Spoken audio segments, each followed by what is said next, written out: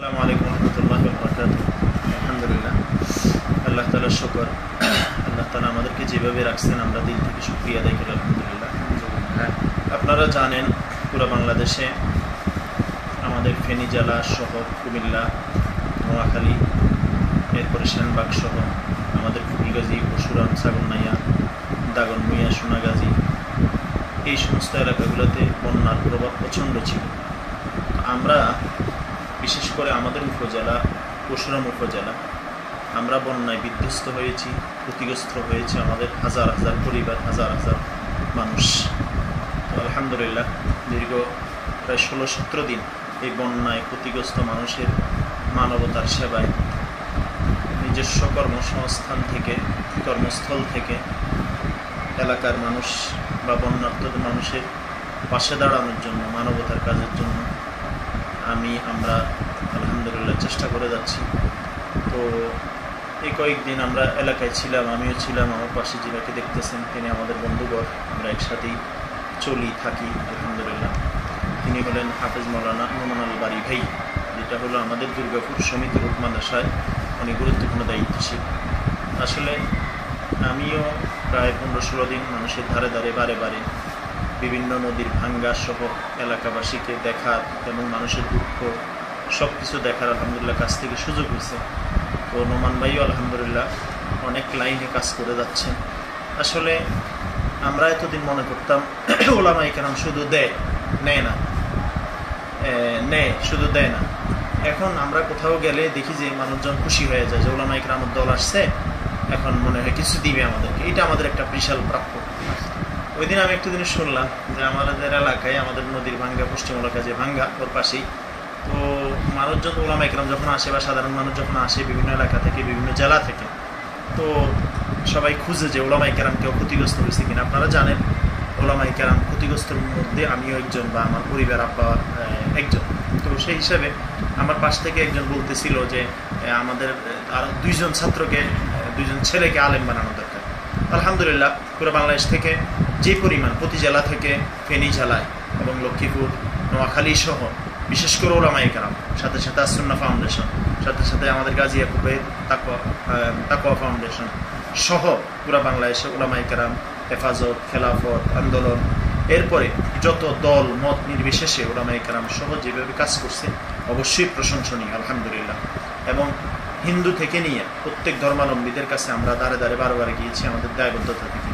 সমিতি রোডও এটা একটা কেন্দ্র ছিল, এই মাদ্রাসাটা ওলামায়ে কেরামের মেহমানখানা ছিল, সাধারণ সাথীদের আশ্রয় কেন্দ্র ছিল। যদিও আমাদের পশ্চিম উপজেলায় ক্ষতিগ্রস্ত সমূহ মাদ্রাসার ভিতরে একটা মাদ্রাসা হলো সমিতি রোড এই মাদ্রাসাটা।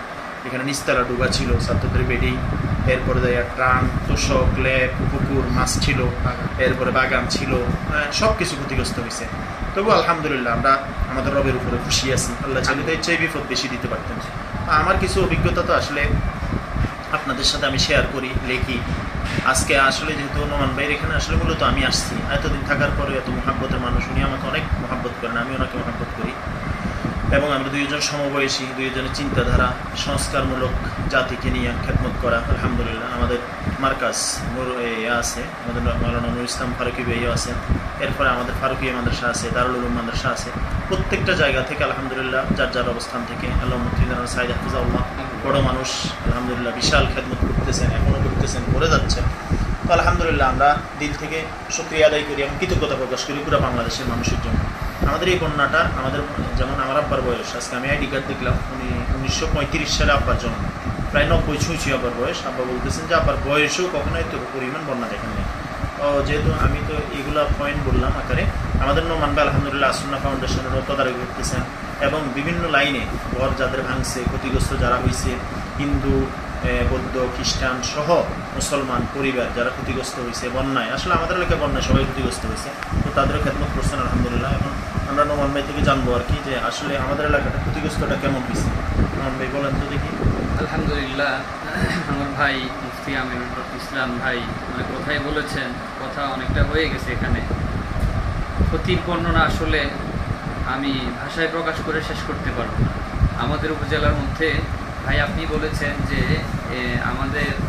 আপনার আব্বার বয়স যে 90 বছর, একজন বৃদ্ধ মানুষ, তিনি দেখে না এবং তিনার পূর্বের লোকদের মুখ থেকেও এরকম কথা শুনেন।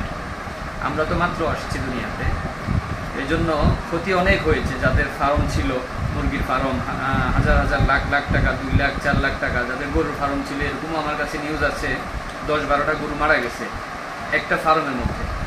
তো যেখানে 20টা গরুর মধ্যে 10-12টা গরু মারা যায়, সেখানে ওই ফার্মওয়ালার আর কিছু থাকে না। তৃতীয়ত বাড়িঘর যাদের, বিশেষ করে আপনার এলাকা অলকা, যেটা এফেক্টেড এরিয়া আমরা বলি, পুরা রেড জোন ছিল, সেটার প্রত্যেকটা ঘর সেখানে বন্যায় আক্রান্ত, এবং কি প্রতিটা মানুষ একদম নিঃস্ব। তো আলহামদুলিল্লাহ ওলামা ইকরামের যথেষ্ট ভূমিকা ছিল, বিশেষ করে মাদ্রাসাগুলোর ভূমিকা যথেষ্ট বেশি ছিল।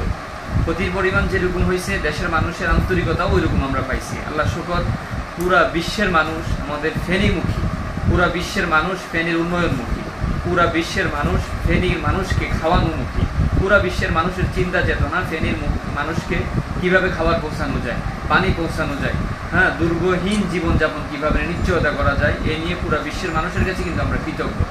আলহামদুলিল্লাহ ওইভাবে ত্রাণও এসেছে, সরকার প্রধান থেকে শুরু করে বৈষম্য বিরোধী ছাত্র আন্দোলন এবং ফেনী জেলার যে নেতৃবৃন্দ, আমাদের নেতৃবৃন্দ, বিশেষ করে আসুন্না ফাউন্ডেশন এবং হেফাজতে ইসলাম বাংলাদেশ ফেনী জেলার নেতৃবৃন্দদের যে সুনজর পরশুরামের প্রতি ছিল, যেটা ভাষা প্রকাশ করার মতো নয়, এবং খেলাফত মজলিস বাংলাদেশ, খেলাফত মজলিসের নেতৃবৃন্দের যে নজর, সেটাও আলহামদুলিল্লাহ ভুলার মতো নয়। ইসলামী আন্দোলন সহ আরও অন্য রাজনৈতিক দলগুলো, জামাত ইসলামী, বিএনপি সহ সবাই চেষ্টা করছে যে আমাদের এই দুর্ভিক্ষ যেন কাটিয়ে উঠে আমরা যেন সুন্দর একটা জীবন ফিরে পাই। তা আসলে ভাই সবচেয়ে বড় কথা হয়েছে, আমাদের সাথে যে সবাই ছিল, আমাদের এই কষ্টটা শুধু আমাদের একা ছিল না, আমাদের চাইতেও বাহিরে যারা ছিল তারা আরও বেশি কষ্ট নিয়েছে আমাদের জন্য। তা আমরা তাদের প্রতি চিরকৃতজ্ঞ।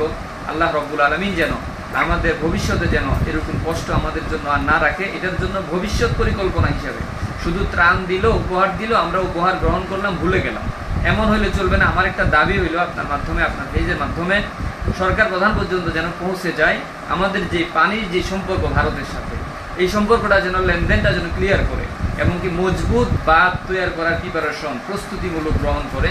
এটা যদি হয় তাহলে আমরা অদূর ভবিষ্যতে আমাদের প্রজন্মকে এরকম কষ্ট আমরা দেখব না, আমাদের প্রজন্ম এরকম কষ্টের মুখোমুখি হবে না বলে আমি আশাবাদী। এই বলে আমি আমার বক্তব্য শেষ করলাম। মাশাআল্লাহ, গুরুত্বপূর্ণ কথা আসছে। আসলে কাজ তো চলতেছে আলহামদুলিল্লাহ। আমাদের এলাকায় আসলে বৈষম্য উপজেলায় একটা ত্রাণের আপাতত আর প্রয়োজন নেই, এটি হলো বাস্তবতা। প্রত্যেকের ঘরে পানি শুকিয়ে গেছে। এখন আমরা আতঙ্কে আছি, যদি নদীর পানি আবার বাড়ে, আবার পানি উঠবে।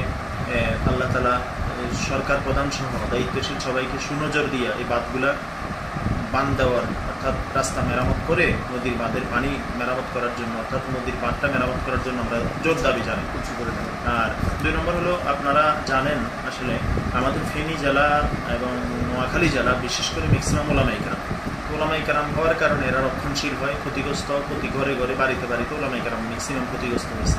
এবং আজকেও কয়েকজন ওলামায়ে কেরাম আমাকে ভয়েস করছেন, মেসেজ করছেন, তাদের ঘরের হালত জানাইছেন, এক প্রকার কান্না মিশ্রিত কথা বলতেছেন, লজ্জা কাউকে বলতেও পারেন না।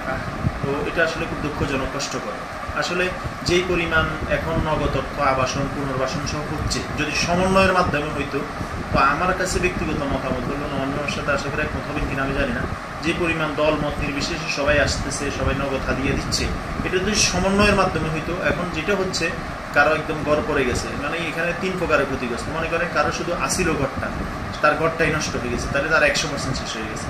আর কেউ ছিল, গড়ও ছিল, কিছু জমি জামাও ছিল, ঘর ঠিক ছিল, জমি জামা ক্ষতি, তাহলে সে পুরোপুরি ক্ষতিগ্রস্ত হয়নি। আর কিছু ছিল জমি করে না, ঘর দুয়ার ক্ষতিগ্রস্ত হয়েছে, কিন্তু আর্থিকভাবে স্বাবলম্বী, তাদের জন্য খুব বেশি কঠিন না। এখন মানে নোমান ভাই, একটা জরুরি বিষয়, সেটা হলো এখন যারা আবাসনের জন্য আসতেছে বা নগদ অর্থ দিতেছে বা বাড়ি ঘরে লিস্টি করতেছে, তো আমি অনেক জায়গায় গিয়ে আমার অভিজ্ঞতা হয়েছে সেটা হলো, ঘর করার সময় দেখা গেছে যে মানে এখানে যারা কাজ করতে আসতেছে বা ত্রাণটা এমন হয়ে গেছে অনেকের কাছে, এখন যার প্রয়োজন নাই তারও দরকার হয়ে আছে, যার প্রয়োজন আছে তারও দরকার হয়ে আছে। যেমন নাকি বেশি ক্ষতিগ্রস্ত সে পাচ্ছেও না, লজ্জায় বলতে পারতেছে না, বিশেষ করে ওলামায়ে কেরাম। আর সাধারণ যার কিছু হয় নাই সেও বারবার পাচ্ছে। তো এটা আসলে সমন্বয় কিভাবে করা উচিত। আবার অনেককে দেখছি যে ঘর লিস্টি দিচ্ছে, তার কাছারি ঘর, বদলার ঘর ছিল, মাটির ছিল, পড়ে গেছে, এখন তার ঘর নষ্ট হয়েছে, কারো মরগের ঘর নষ্ট হয়ে গেছে, কারো পাকের ঘর নষ্ট হয়ে গেছে, কারো কবুতরের ঘর নষ্ট হয়ে গেছে, কারো একটা কাচারি ছিল ওইটা নষ্ট হয়ে গেছে, অথবা কারো একটা পরিত্যক্ত ঘর ছিল ওইটা নষ্ট হয়েছে, ওইটা দেখাচ্ছে। তো এগুলো আসলে দুঃখজনক।